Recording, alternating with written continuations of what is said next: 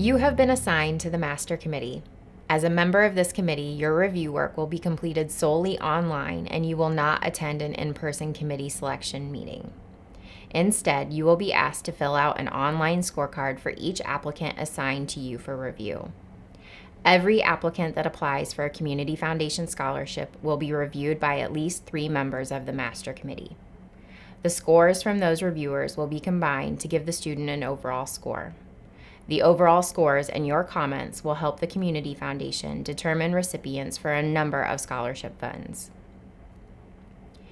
In this video, we will introduce you to the online review. I will go over what you can expect to receive from the Community Foundation to help you as you review applications, and we will walk through the review and scoring process. If you have not yet watched our Responsibilities and Important Dates video, please be sure to check it out before you begin your review process. Let's get started. At the beginning of April, you will receive an email from a Community Foundation staff member that includes the name of the scholarship committee to which you have been assigned, a link to access the applications online, your user ID and password to log into the online system. The email will also include some important attachments: a committee information sheet with more information about the Master Committee, a list of all students that have applied for a Community Foundation scholarship, and guidelines for scoring applicants to help guide you through the online scoring rubric. To access the applications that you have been assigned, click on the link provided. Using your email address as the user ID and the password provided by the Community Foundation, you will log into the scholarship portal. We recommend that you use Google Chrome, Mozilla Firefox, or Safari as your web browser. Upon logging in, you will see the name of the scholarship fund that you have been assigned to review. Click on that name to access your list of assigned applicants. Now you will want to take a look at the all applicant spreadsheet that was attached to your email. This spreadsheet is a snapshot of every student that applied for a Community Foundation scholarship. The spreadsheet acts as a quick reference guide to your applicants. You will have been given only a small portion of this list to review. On your screen, you will see a list of the applicants you have been assigned. To open an application, simply click on the applicant's name. You will see that to the left of the application, you have a scorecard or rubric which lists the criteria against which you will be scoring the applicant. Members of the Master Committee are required to complete this scorecard. The criterions include academics, scholarship need, extracurricular activities, community service, work experience, essay responses, and recommendations. For each criterion, you have the opportunity to make notes and score the applicant on a scale. If you are someone who does not generally like rubrics, we have provided our reviewers with some guidelines to help you feel more comfortable with scoring applications in this way. You will receive this guide as an additional email attachment. A few tips before we begin reviewing this application. If you prefer to see the application in hard copy form, simply click on the printer icon in the upper right corner to print the application and attachments. Please be sure to still input your scores into the online system.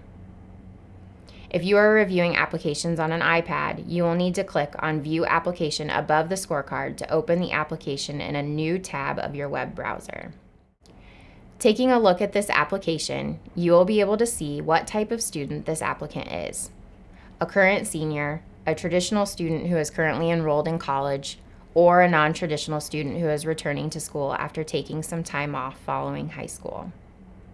You will also be able to see what high school she attended and where she plans to pursue her post-secondary education. This is all information that can also be found on the all applicant spreadsheet. To determine a score for her academic performance, we want to look at things such as her GPA, test scores, etc. We may want to look at her transcript to see what types of classes she has taken. Has she been enrolled in any honors or AP courses? You can find her transcript at the bottom of her application as a PDF attachment. In this scenario, the applicant has good GPA, average SAT scores, and she has taken a few honors courses. We will give her a score of 7. Moving on to scholarship need. The Community Foundation collects key pieces of information to help determine an applicant's level of scholarship need. Each applicant's scholarship need score has already been determined by Community Foundation staff based on this information. You will see this score in the financial information section of the application.